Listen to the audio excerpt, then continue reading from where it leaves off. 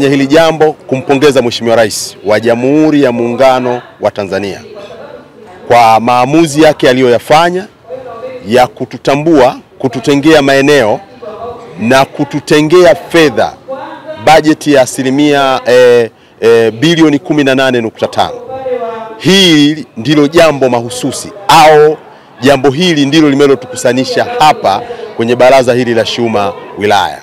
Kumpongeza Mheshimiwa Rais wa Jamhuri ya Muungano wa Tanzania kwa kututengea maeneo ya kufanyia biashara, lakini akaona haitoshi, ametupa fedha za mitaji bilioni 18.5.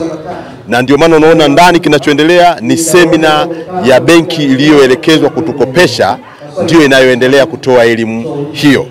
Lakini nje na hapo, kubwa kingine zaidi ya hapa ni maamuzi yake ndani ya serikali. Ameelekeza wizara takribani 12 kuja kwetu kwa wafanyabiashara ndogo ndogo kuhakikisha wanazitazama changamoto zetu za sisi wafanyabiashara ndogo ndogo bila kujali viwango vyetu vya mtaji, kwamba una fungu moja la nyanya au una fungu moja la dagaa au una sufuria moja la mamalishe na kilo 5 zako. Ametuona uthamani huo. Kwa hiyo kwa thamani hiyo, na sisi viongozi wa wafanyabiashara ndogo ndogo mkoa wa Tabora, wilaya ya Tabora, tukaona tunazo sababu ya kuitisha baraza la Shuma wilaya ili kumpongeza Mheshimiwa Rais wa Jamhuri ya Muungano wa Tanzania. Ukilinganisha na miaka ya nyuma mlivyokuwa wafanyabiashara wadogo wadogo kwa maana ya machinga, mmekuwa na tofauti gani baada ya mkono wa rais kuwekwa juu yenu?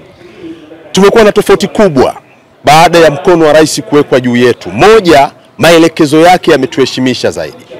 Lakini la pili, ameweza kuielekeza serikali yake kututambua.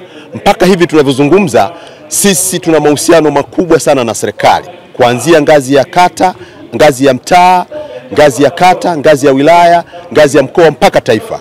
Haya ni maamuzi ya Mheshimiwa Rais na ni utashi wake kwetu. Na thamani hiyo tunaona kuna utofauti mkubwa kabla ya hapa na wakati huo. Inafanya kuwa maisha yenu kuwa rahisi?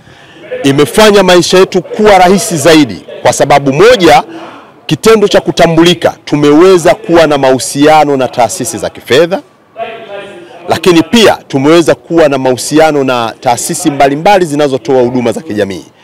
Hivi leo tunavyozungumza, sisi wafanyabiashara ndogo ndogo mkoa wa Tabora, ipo idara au ipo sekta binafsi ambayo tunakwenda kukubaliana nayo kuwa na huduma ya afya.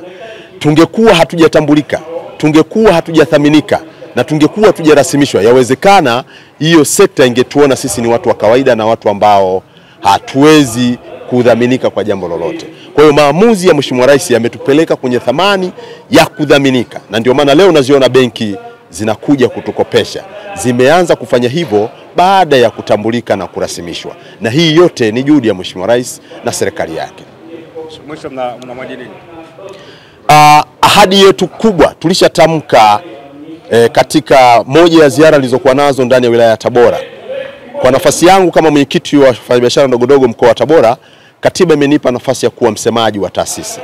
Tulitamka hilo Machi 27 kwa kuwaambia wafanyabiashara na viongozi wote wa mkoa wa Tabora, sisi shirikisho la umoja wa machinga mkoa wa Tabora tumeahidi kuwa pamoja na Rais wa Jamhuri ya Muungano wa Tanzania kwa jambo lake lolote, iwe mvua iwe jua, kwa jambo lake lolote kama Rais wa Jamhuri ya Muungano wa Tanzania tutakuwa naye na tutamaliza naye kwa mambo yake yote. Kwa hiyo sisi ni jeshi lake.